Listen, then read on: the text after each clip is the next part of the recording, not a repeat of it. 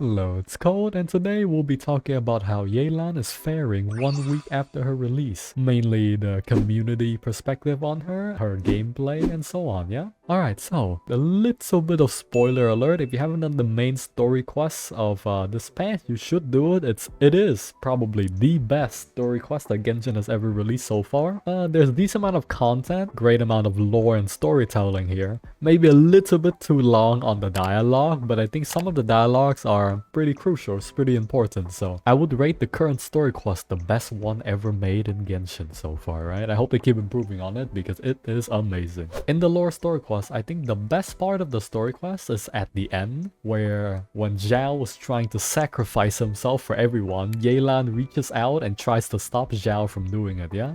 There's like a lot of character building for Yelan and Xiao on the story quest. One of the parts of the lore was because Yanfei explains Yelan was saved before from her teammates sacrificing themselves for her, so she doesn't want anyone else to do the same. Pretty wholesome, it's pretty nice for the storytelling and character building, right? She's not just a character that will tie you up and beat you like the other trailer she was in, yeah?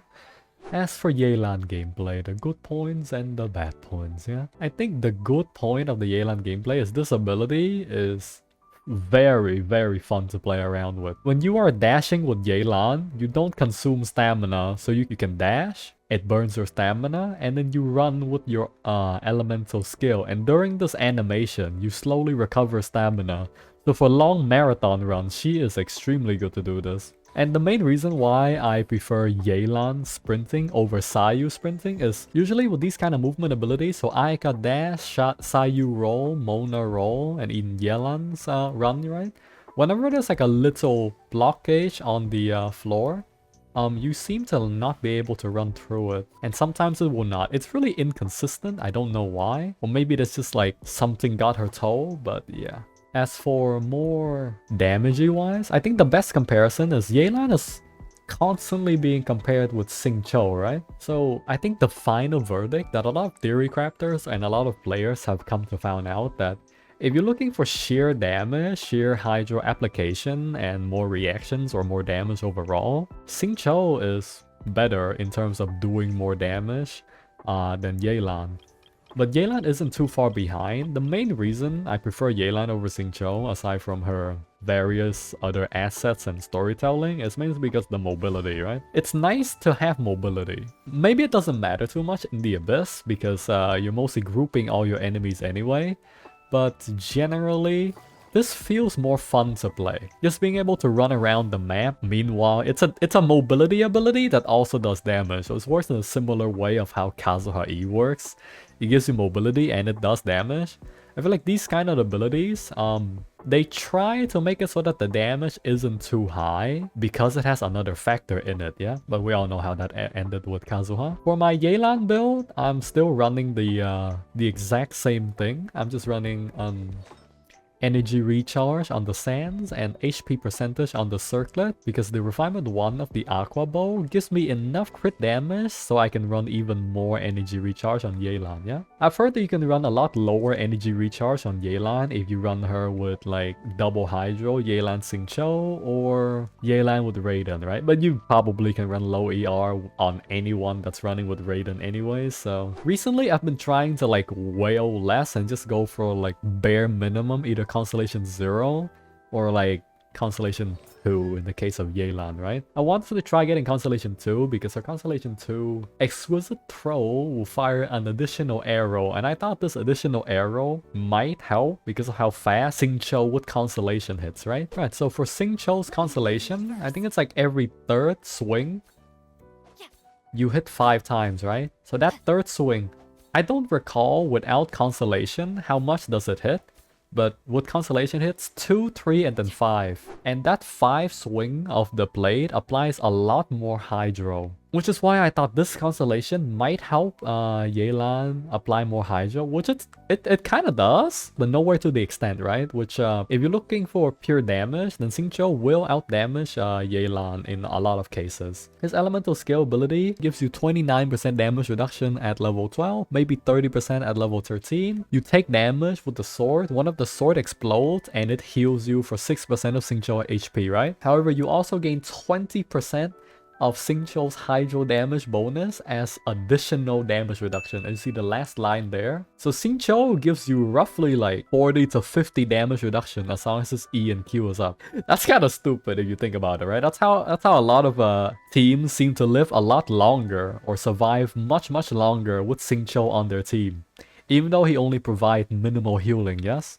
The main point I'm trying to get here is a lot of the early characters, the early patch 1.0 characters, doesn't have a sense of balance because their kits are overloaded, and we think we all see from Zhangling, Sucrose, Bennett, Xingqiu, and so on. These characters were designed in the beta sets before Genshin really have a gauge or a player base to limit test the game to see how far each character goes. And after some time, and I have to give it to HoYoverse for this, they're doing a really fucking great job making balance and fun characters, yeah? With some exceptions, but mainly I think they've done well. I think Ayato was extremely well designed. He's not super strong, he's not super weak. His playstyle is simple, flashy, and it looks cool, right? He also doesn't require too much investment, needing mainly his E. You can probably ignore his ult at like level 4, right? Because the normal attack bonus doesn't really increase that high, and Bloom Water Blade doesn't really do much as well. You can probably just level his E and call it a day. The damage up of this ability is really bad, yeah? Ayato and Yelan has been like really fair and balanced character in my opinion. They just feel like they do their job without really taking away anyone else's job. They're like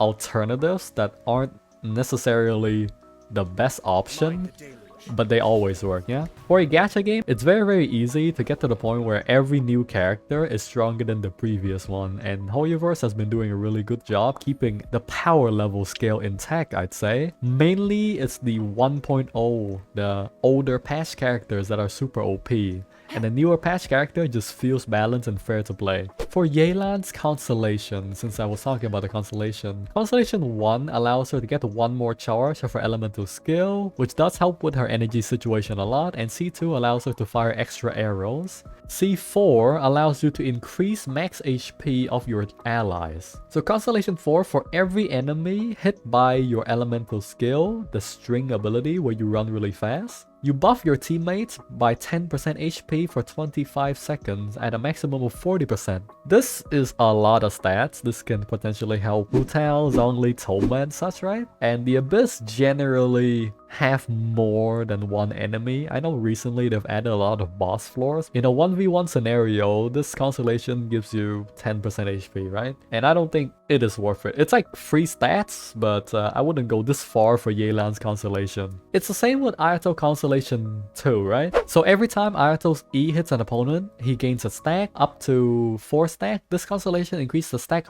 up to 5, and when Ayato has at least 3 stack, his max HP is increased by 50%. At first, I thought this Constellation was cool because I thought extending your max HP would be equivalent to slightly healing you a bit, right?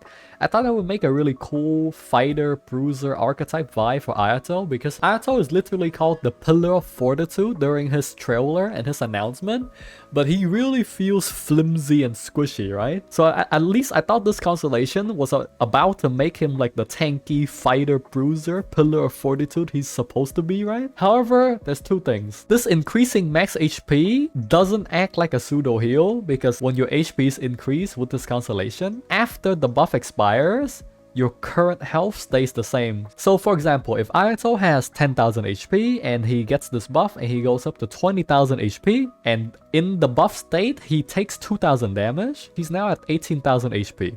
When the buff expires, he goes down to 9,000 HP again. So it doesn't act like a pseudo heal, keeps your current HP into account, which I think is kind of lost opportunity, because I don't think adding self-heal to Ayato would really hurt the game that much. It just makes him cooler to play, right? I know that if Yelan's buff, if this buff of Yelan act like a pseudo heal because it increases your max health bar, it'll be pretty OP because she'll be healing people for 40% of their max HP, yeah? Constellation 5 increases your elemental skill by 3 levels, and Constellation 6. This is what makes Yelan a main DPS, yeah?